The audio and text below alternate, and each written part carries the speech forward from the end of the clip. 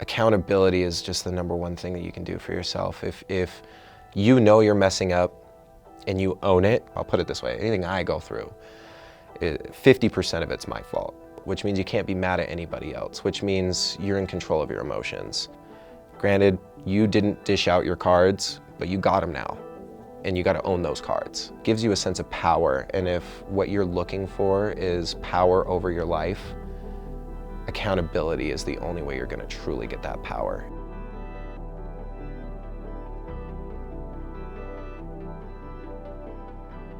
I was a deep thinker. I could always get it right. But then when puberty hit and I didn't have my brother around and I moved out of state, my thoughts went from like logical to emotional. And I ran with my emotions.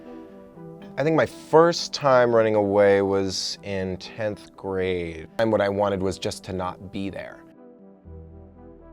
The thing that really pushed me out was just daily arguments. Daily. Over the course of like a year and a half to 2 years. It would be me and my dad just yelling at each other. It was just bloody red in the face.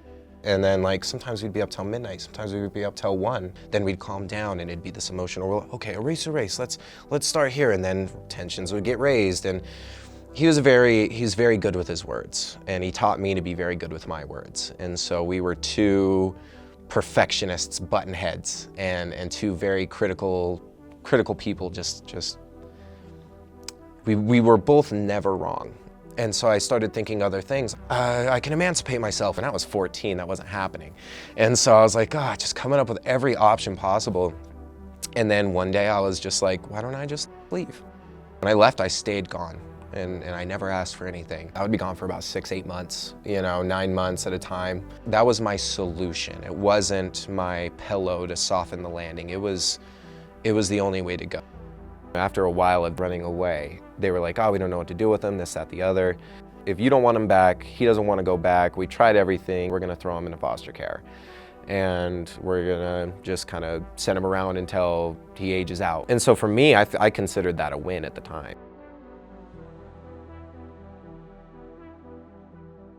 The group home, I probably went like 7, 8, 9 times, but it was called the Christmas Box House. Go to the back, there's these 2 separate buildings, the boys and the girls group home for anyone like 12 and over. Foster families, say roughly maybe 6, maybe 7.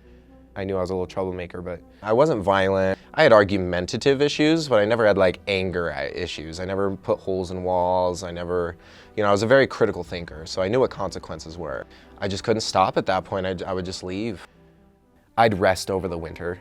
And so it's like, I'd be like, oh no, I'll be good. I'll go to the group home, be in there for a few months. And then I'd go to whatever foster home and I'd stay there. And then the first smell of pollen in the spring air, I was gone. And so I tried to do it smart. I knew when to bite the bullet. The first experience that I had at a foster home, when I got picked up by the foster mom, she did not speak English. I don't speak Spanish. And the other foster brother that was there was this white kid. Did not speak Spanish at all. I was like, bro, is this really what it is? He's like, yeah, they just don't talk to us. He's like, yeah, the kid's the only one that talks to us, and he's rude. And he's like this 8, 9-year-old kid, like their actual kid, And that lady made us Velveeta cheese and like chicken. Like she would just make a big thing of chicken and then break it up kinda, and then have Velveeta cheese. She'd make a big amount of it, and we would eat that for dinner every night. And so even at that point, it was just so malicious, borderline. And I know it wasn't against me, but I think it was just, again, the paycheck.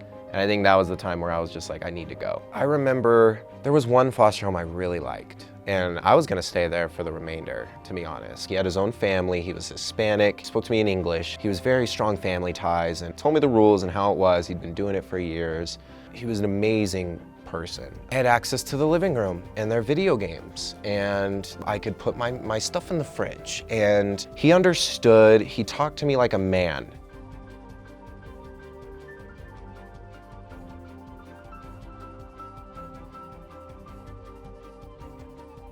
And so I remember being on the phone, I was like, come on, Willie, and he's like, no, I'm done doing foster care at this point.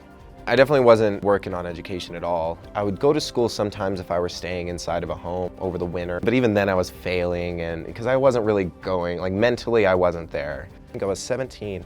They put me in a new program called Transition to Adult Living. It was the TAL program. I completed my GED. I passed all 4 tests, 2 of them by the skin of my teeth, but I passed them first try.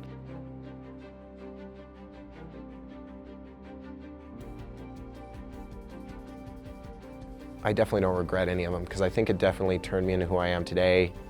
I just want to be self-sufficient, to save up for my van, build it out, travel the country. I would say find yourself. You have to rely on yourself and believe in yourself, to be honest.